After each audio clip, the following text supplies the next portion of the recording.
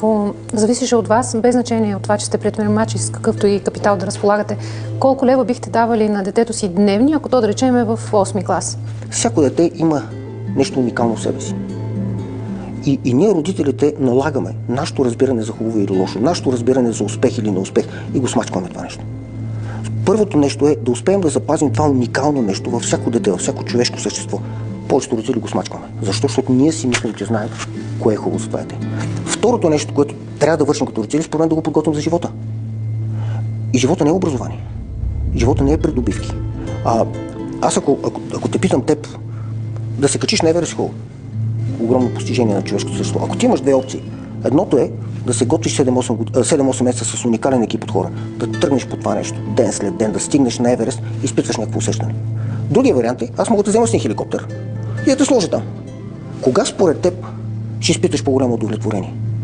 Първото, не можем да отнемаме едно от основните удоволствия, което човек изпитва в живота, да преодолява трудности, не трябва да го отнемем от децата. И нашия ангажимент като родители не е да правим живота по-лесен. Нашия ангажимент като родители е да успеем да направим така, че децата да повярват, че те могат да се справят с трудности. Всяко дете, и на най-богатите хора, и на най-умните, ще срещнат трудности в живота си. Ще се влюби в някой, той няма да го обича, ще му почине детето, ще има злополука. Ние не можем да ги предпазим. Наша задача е да помогнем на децата да повярват в себе си, че могат да се справят с тези трудности. И мисля, че всички родители правим тези грешки. Особено богати родители. Ужас изпитвам, когато видя момче или момиче на 19-20 години да кара кола по 100 000 евро. Ужас изпитвам, когато видя момче или момиче на 19 или 20 години да носи маратонки за 4000 евро. И аз мисля, че правим адски лоша услуга на децата. Ние им ампутираме желанието да изпитат едно огромно удовлетворение, да постигат нещата сами. Когато изпитваме чувство на удовлетворение, нашия мозък ражда едно нещо, което се казва допамин. То е хормон на удовлетворението. Много хора си мислят, че мозъка ражда допамин, когато постигнем крайния резултат. Не. Мозъка ражда допамин в процеса, в очакването за постигане на това нещо. Това трябва да го дадем на децата. Трябва да им дадем възможността да имат трудности, с които да могат да преодоляват. Всяка трудност, която преодолеем, те прави по-добър човек. Те кара да познаваш себе си по-добре. Колкото по-рано започнеш да преодоляваш такива трудности, толкова по-добре.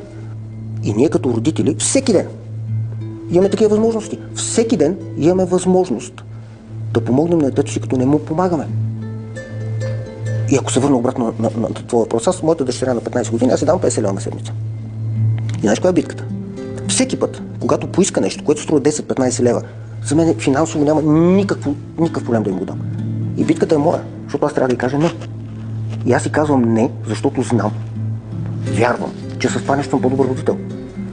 И тръпки ми побиват, когато тя си играе с деца, които имат по 200 лева джобни пари на ден. На ден. Вие някога живял ли сте в недоимък? Аз бех на 27 години, когато в рамките на 3 месеца, всеки божи ден, идях само спагети, защото нямах пари за нищо друго.